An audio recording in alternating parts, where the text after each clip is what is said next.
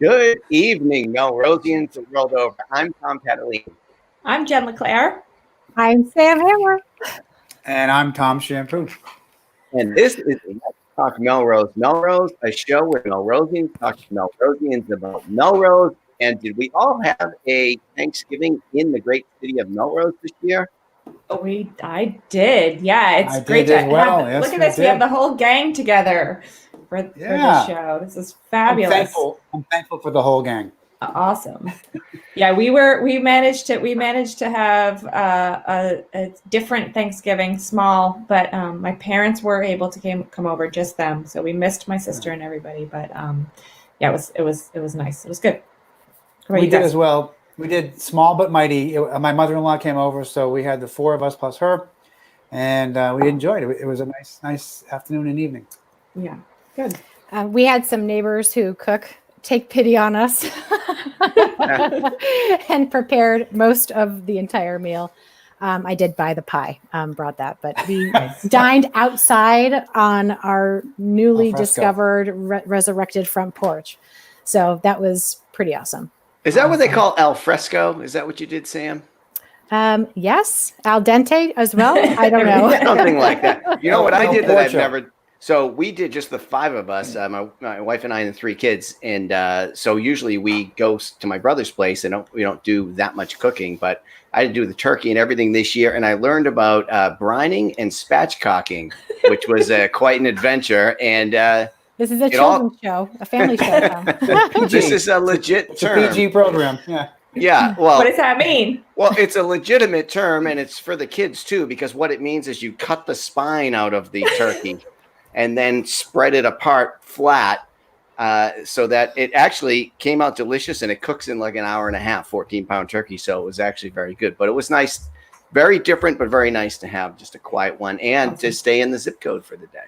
Yeah, exactly. So, because normally my wife and I have spent many years driving either to Baltimore or New York City. So we were thrilled to be in 02176 this year. Tom, quick question. Could you see the difference, or could you taste the difference in brining versus not brining the bird? I think so. So it wasn't a true double-blind study. You know what I mean? Like I know that it was brine. You know what I mean? It could be the placebo effect because I know that it was brine because I spent 20 hours soaking it. In that, where did I learn about the spatchcock? From you, good sir, Brett Turbulon, of course. A detective show. We learned it on a detective show. Coming soon to MMTV, Spatchcock and Meat. By the way, we should point out that we are now streaming live on not only here on Facebook, but on Verizon, Comcast, Twitter, and YouTube as well. Yes, we are taking over the world. We are the future of Tuesday night broadcast in Melrose. But we should also, Tom, cue up that sound. Cue up, you know what time it is for now. Thank you.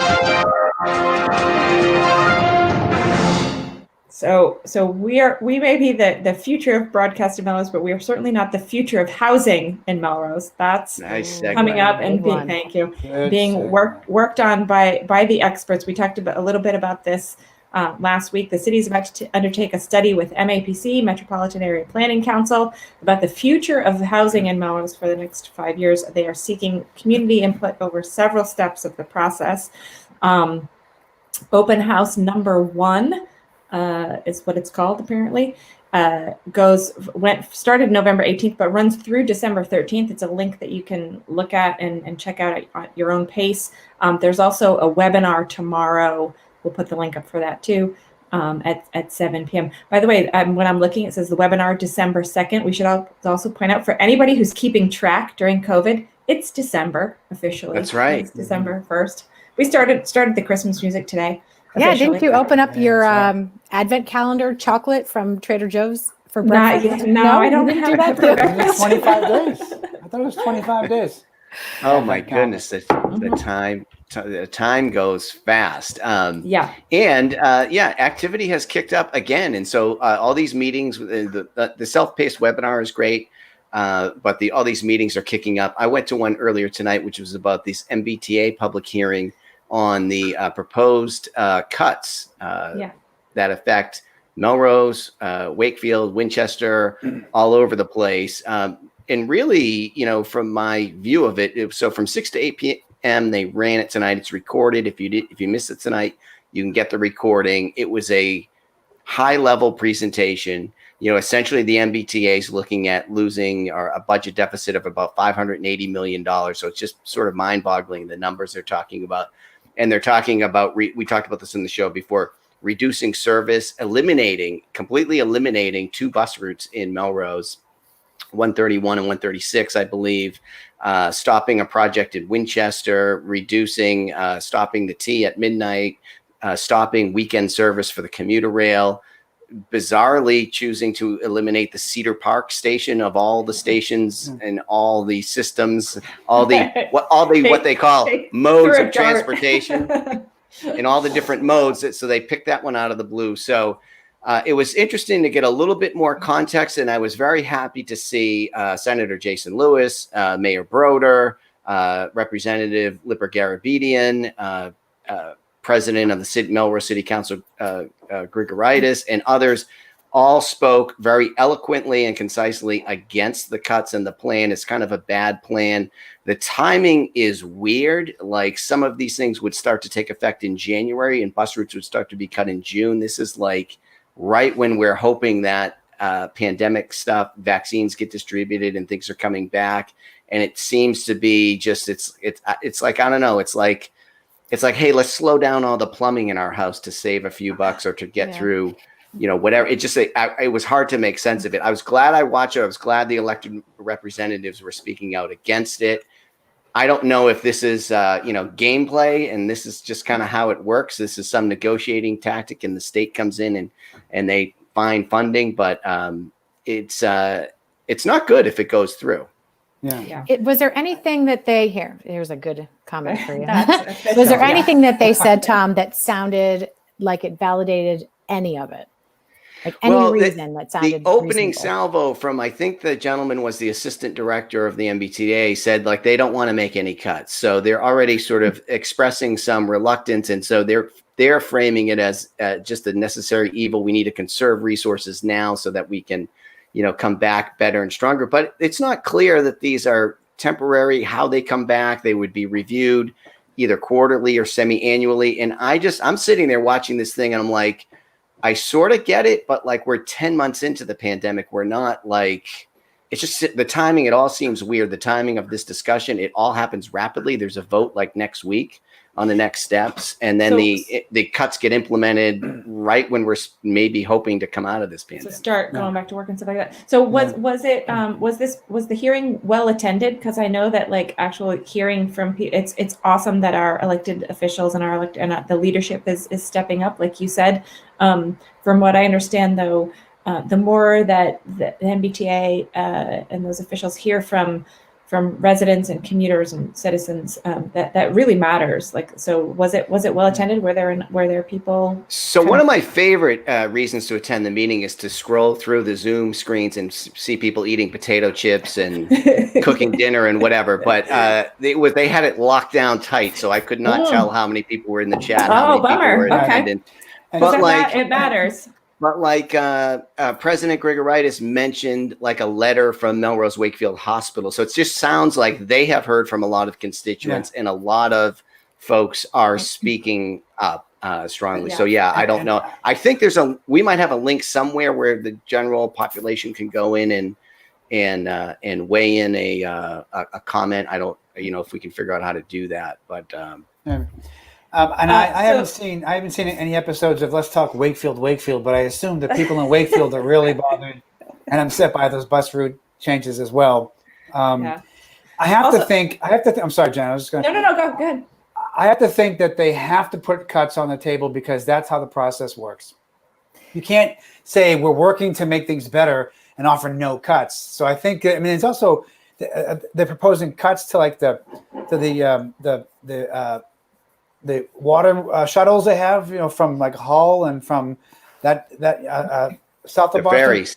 The ferry shuttles. So there's all kinds of cuts on the table. I imagine that it's going to be a lengthy process, and people are going to really weigh in quite loudly about it, I'm sure. Well, there's a vote next week, and stuff starts getting cut in January. And Senator Lewis made the point that like the state budget is being discussed, and actually, I think Mayor Broder and President Grigoritis made the point that there's some kind of like I don't know these fancy words, allocation, or there's some funding like. Our calculation of state aid that comes to Melrose, there's a calculation for like MBTA services, and they're like, hey, you're not talking about that side of the equation being reduced. So it's just changing, right? Yeah. I agree with you, Tom. I think in the final analysis, it's probably some kind of, I'm hoping, negotiating tactic. But I mean, and a representative from the MBTA union spoke up about people losing jobs, right? Essential workers who have kept this thing alive and are making great personal sacrifice to keep the system running. It's also true that, the ridership is down to like 30% of what it used to be. So they're running the same service and serving far less people. But again, that's where I'm listening to parts like that. And I'm like, well, this is temporary. 10 months in. It's a temporary thing. And if you think about what we just talked about just before this, that Melrose is launching a housing plan and a housing study, like all these things are interconnected. So we're trying to launch this housing study that's forward thinking and forward looking about like transit oriented development and housing.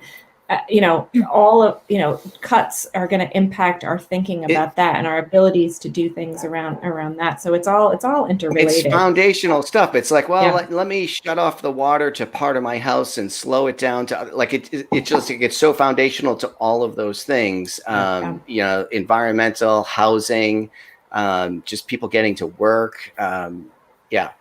Which also dawned on me that, a lot of people that might be impacted maybe aren't available for this 6 o'clock Zoom call and a vote that's happening next week. Right.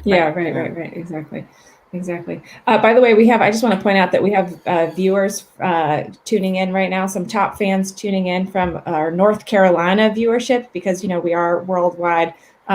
They're weighing in. I think this is a ranked choice voting issue, but they're weighing in and saying that the right side of the screen is smarter and better looking than the left side. I just want you guys to know that. I am going to agree with that. I checked that same vote box. I know, but I just hope it's not flipped on the Facebook. Yeah, exactly. We can flip. Let's see what we can flip. So true. What else is going on? The other thing that is coming up, and Kate Lipper-Garabedian puts out a newsletter email list that I'm on, and so she pointed out there's a meeting next week, a virtual meeting like this for the Linfeld Parkway Melrose Street intersection. When you go over to like Whole Foods or by that Dunkin' Donuts on Linfeld, I think it's that intersection. At the corner of the high across school, from the Crystal Street tennis courts. Yeah. So apparently the DCR has a vision, and they have a vision on how or goals at least, if not a fully formed vision, on how they want to improve that. And they're looking for feedback from the public for redesign. So it's a, what'd you say, Jen? Rotary. Right. It's a crazy intersection. It's one that's never made sense to me in 20 years of being in Melrose. And I think Rotary is the way to go. Rotary is the kindest of intersections. You totally cooperate. No, you go ahead. No, really, you go. No, and behind you, it's all go. And you know what else I love about a Rotary is if you make a mistake, you just can go around again. Yes, totally. Very forgiving. Very forgiving. Maybe Melrose should just be one giant road. I think we are one giant Rotary around Linfeld. I love the Rotary. So over on, what is it, Green Street or whatever, that caused a lot of hubbub before. I've been through it many times. It's beautiful. I love it. It's a very well appointed Rotary, number one. Very nice. And it's a civil way to live your life. Right. I agree. It's courteous.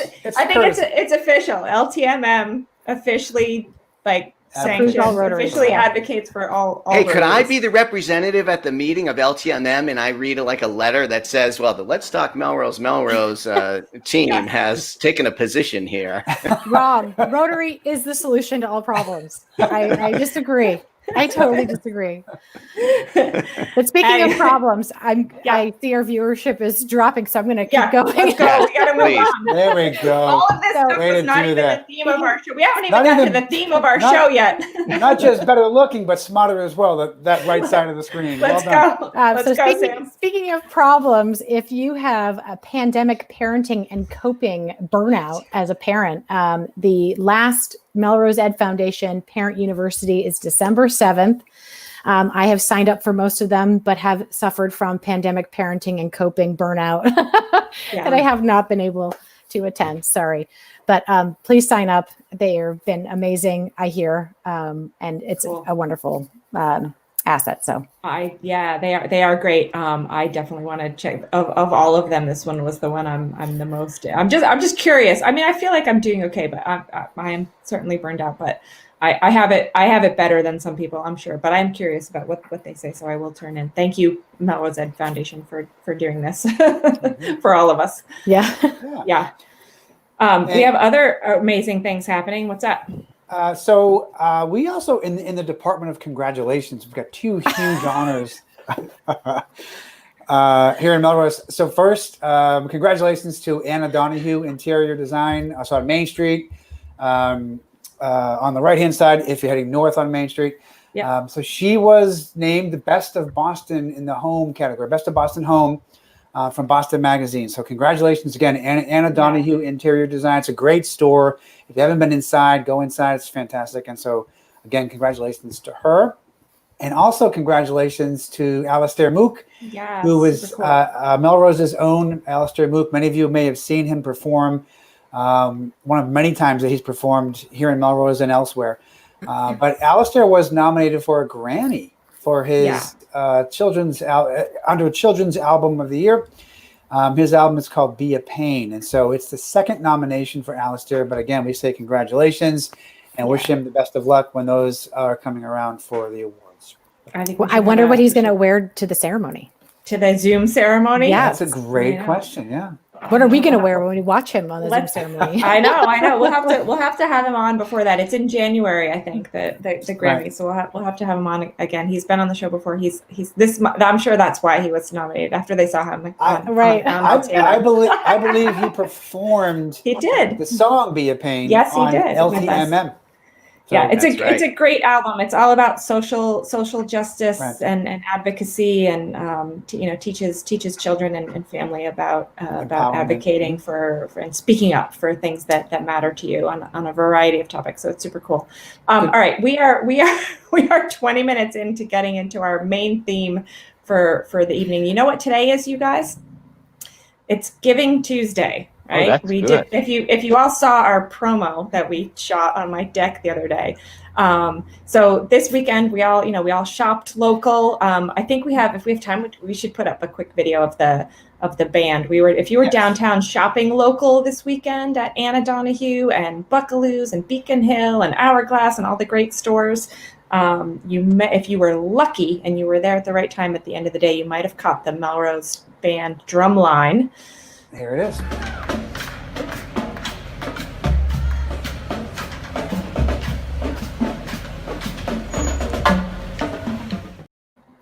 Yeah, that was awesome. They're great. We're gonna tell you in a second how you can support them during the holiday season. But you can also shop local with our Melrose artists. So Melrose Open Studios had to go all virtual this year, but they've done a great job of creating an online kind of marketplace for all of our Melrose artists. So we'll put the link up there too. There's great stuff to be had by all for sale from a lot of our local talented artists right here in Melrose. But so this is, like I said, it's Giving Tuesday. Our research team, Tom, right, found about 20 nonprofit organizations doing great work right here in Melrose. Yeah. I actually made that sound again today in a professional situation. Of course you did. So that was a quick peek at some of them. Yeah, there it is. So we found that we sort of grouped them in roughly 3 different categories. It's more than that, but for the sake of visuals, So, the arts community and education, there's lots of stuff, but those are some organizations doing some great work in Melrose that you can support today. And let's point out that really these organizations need your help all year long. But if you can find it, find some resources to give to them today and kind of later in the year, that would be great. We want to talk about some of our staff picks. But as we do that, if you're viewing, please feel free to chime in the comments, and we'll give a shout out to your favorite local charity as well. Obviously, we know there's lots of them, but we're focusing tonight on the ones that either originate in or serve Melrose. So, Tom, Kat, you want to go first? What's your favorite? Sure. I think, well, it's not so much I think about a favorite. I think this is like a staff pick, I think is what we decided. It's like you go to a bookstore. It's like, how do you pick your favorite? But I think there might be some that are meaningful to you. And when I thought about this, it didn't take long to think about the Melrose Humane Society. So we are among the many families in the pandemic who decided to adopt an animal. And in our case is Frankie the cat. I think we might have a photo here to show this beautiful, Look at Frankie. Beautiful cat. Frankie is a teen mom abandoned on the streets of Melrose. Early in the pandemic, my youngest daughter and her friends, when it was, the tentative days of kind of maybe trying to get together and socialize, what they would do is meet at a parking lot and each sit in their cars wearing masks kind of far apart and maybe hang out and talk or something like that when the weather was nice. And one of these gatherings, they saw Frankie, Francesca is her name, and she's, and we call her Frankie. Frankie and two kittens underneath somebody's shed or home, and they were clearly abandoned. And so they, one of the girls in the group is part of a cat foster family, and they knew to contact the Humane Society, who trapped the animals, get her, neutered and all the shots and everything, and sort of all checked out with the kittens. And then they were in a foster family for a while, and we decided to adopt Frankie. And we had never had a cat before or a dog, and we were totally fish out of water. Seemed nice. We had the cat. She was tentative, and she's getting used to the house and all that. We noticed something. It turned out, we took her to the vet. It turned out she needed like emergency surgery to have like a hernia dealt with.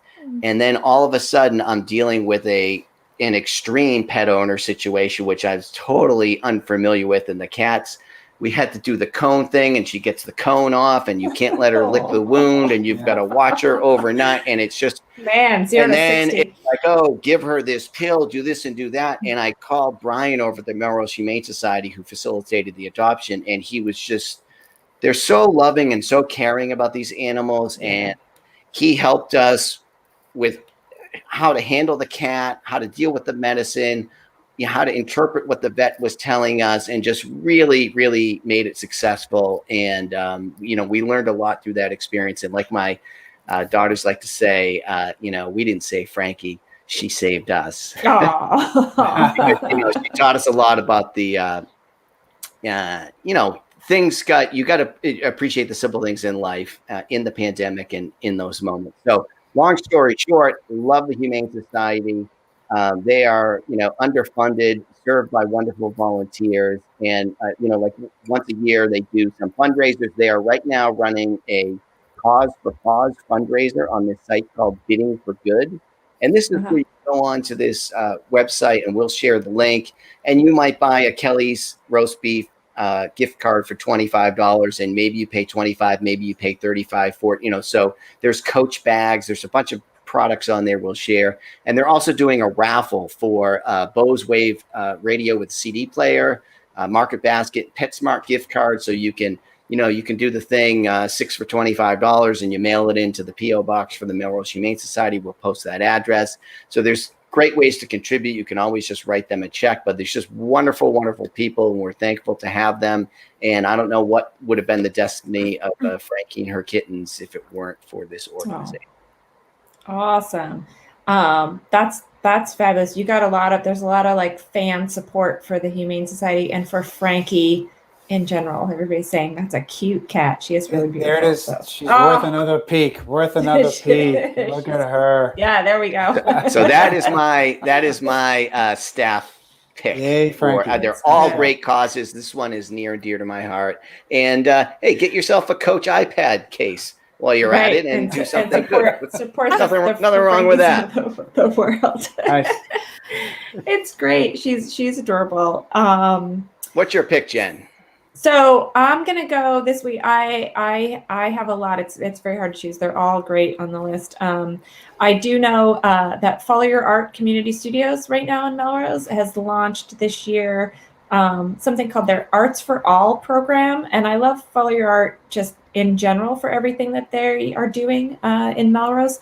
But also this, I really like the intention behind this particular fundraiser. So Arts for All it kind of has three components. So they're looking for broad crowd-sourced donations. So if you can give, they're looking for as many donors as possible rather than as much money as possible. I mean, both would be nice, right? But they want a real donor community. They're very community oriented. So if you can give $10, $20, whatever, that's awesome. The money is going to go sort of towards three facets, all under this kind of Arts for All idea umbrella. So they already have a scholarship program that they've started.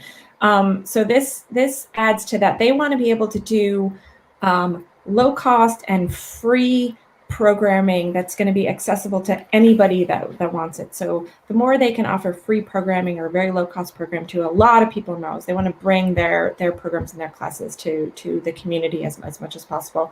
They also want, like I said, they started kind of a scholarship program. They've always talked about and advertised having scholarship money available for people who want it. But a lot of times what happens is you don't have people apply. They just don't realize that these resources are available to them. They don't think like, oh, I could go take, I could ask for help or I could take free art classes. So some of the funds in this program will be dedicated towards having a part-time sort of coordinator staff person who part of their job is to do community outreach to churches and other organizations that can help them connect these funds to people and more intentionally invite people to participate using these funds. And then the third piece of it is, we all as a community love them, and a lot of us and a lot of our kind of organizations that are doing great work out in the community will often say, like the Kindness Initiative or the Human Rights Commission or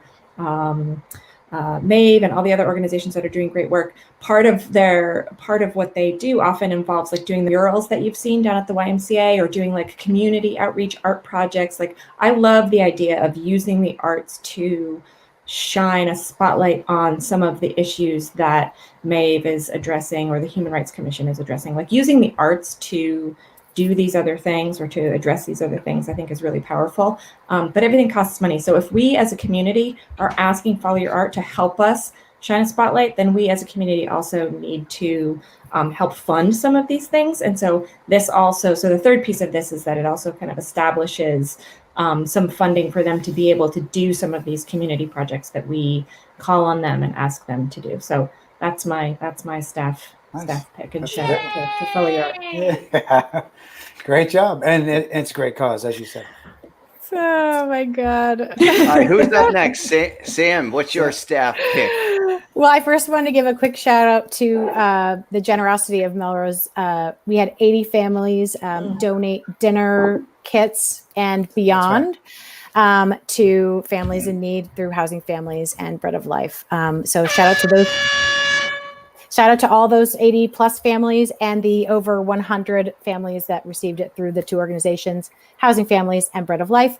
Unfortunately, they are outside of Melrose. So tonight, my staff pick in Melrose is the Melrose Ed Foundation.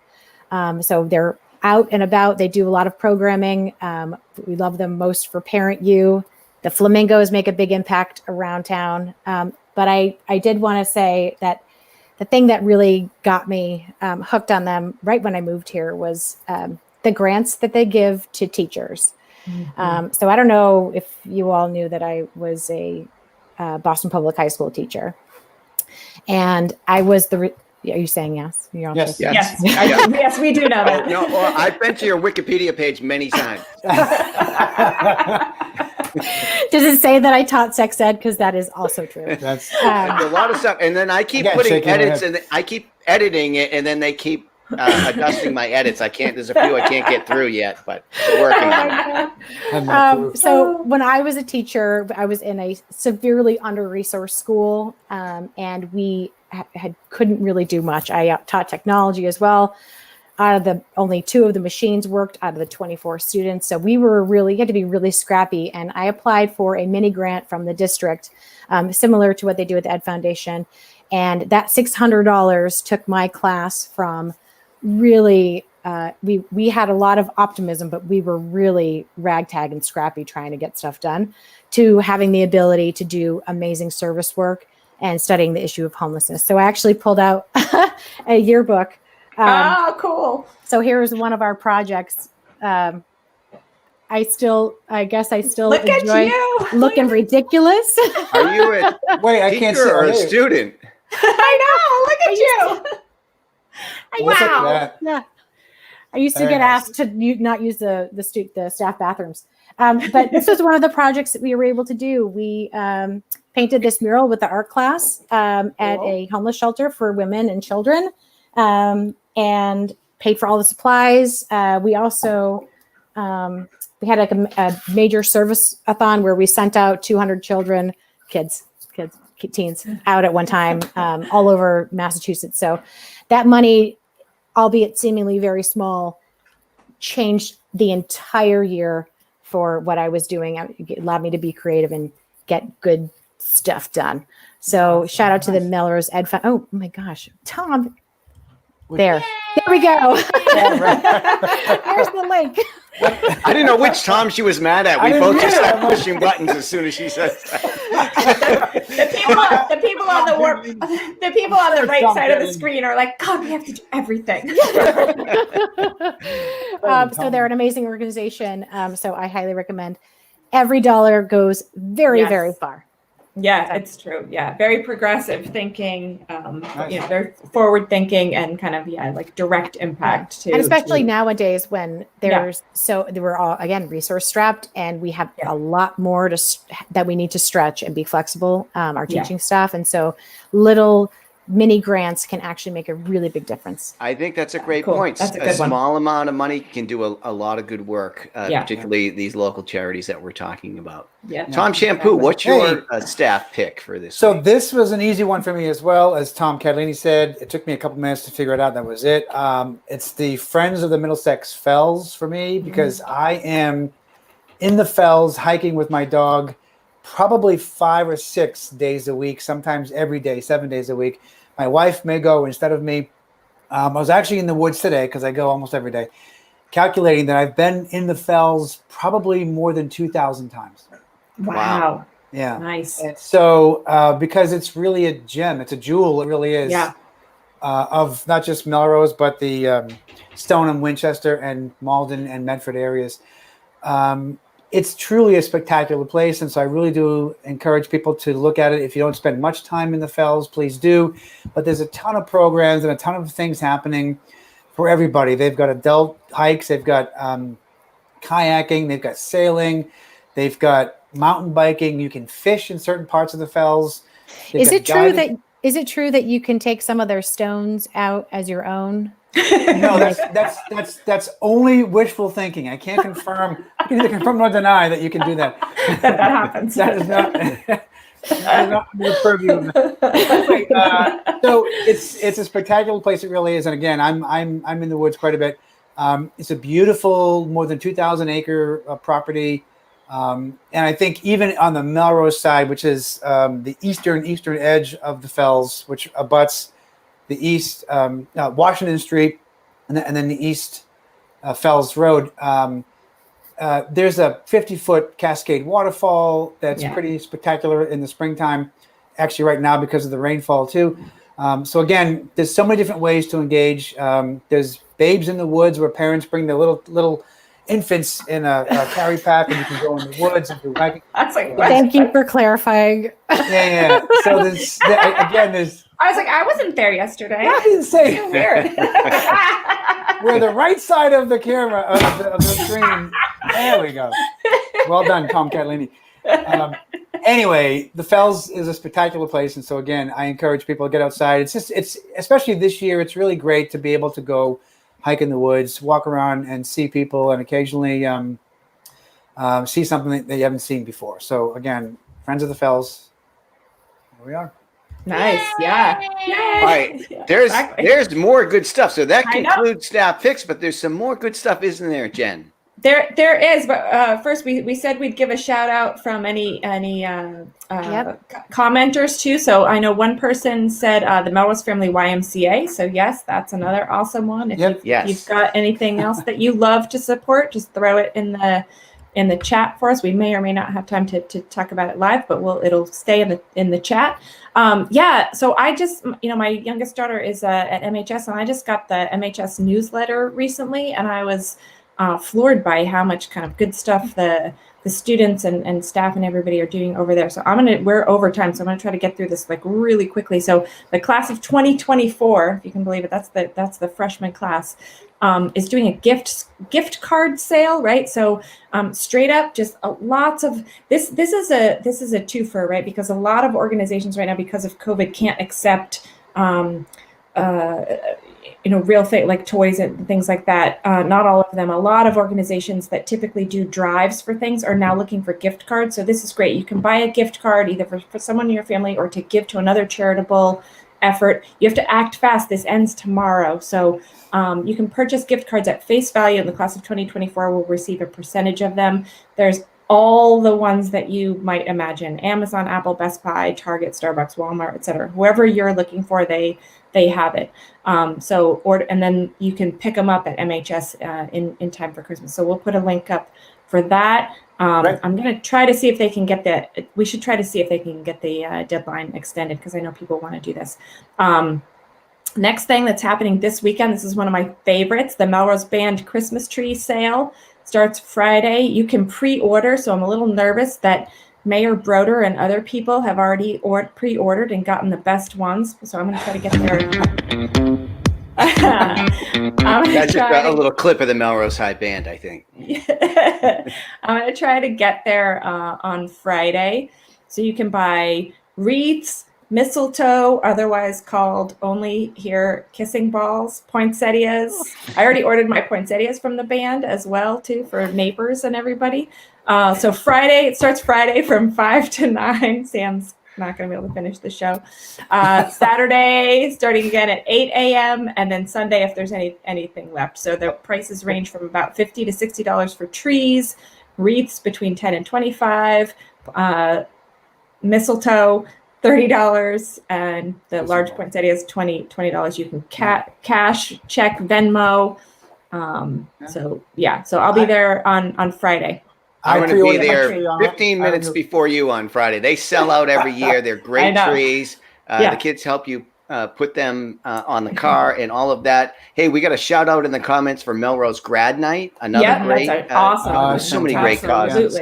Absolutely. But it's not all about the Venmo and the money, is it, Jen? No, it's not. You can donate other things. You guys can take one of these, or do you want me to keep going? I'm having trouble multitasking and laughing at these. I'll just finish it up. So the class of 2023 is also doing a coat drive. So that's the sophomore class, student government, doing a coat drive now between December 18th. So if you're still like Marie Kondoing your stuff during COVID and you want to get rid of new or slightly worn coats, also new hats and mittens, always a nice thing to donate.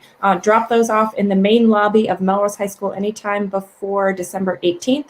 And last but not least, class of 2024, also the freshman class, on Saturday the 5th, are doing a Toys for Tots drive. And I know people on the Melrose community pages have been asking about stuff like this. So Saturday the 5th, while you're going down to buy your Christmas tree with the band, bring a toy also, and bring that toy from 9 a.m. to 1 p.m. to the upper lot of the Melrose High School, lot. So that's kind of in the back by the gym. You can drop off a new and unwrapped toy as you're going to pick up your Christmas tree from the band. You can drop off a toy at the same time. So So there's lots of ways to participate. Yeah. There's wonderful, wonderful opportunities and organizations in and around Melrose. You can give time, you can give a coach, you can give a really a small dollar amount matters.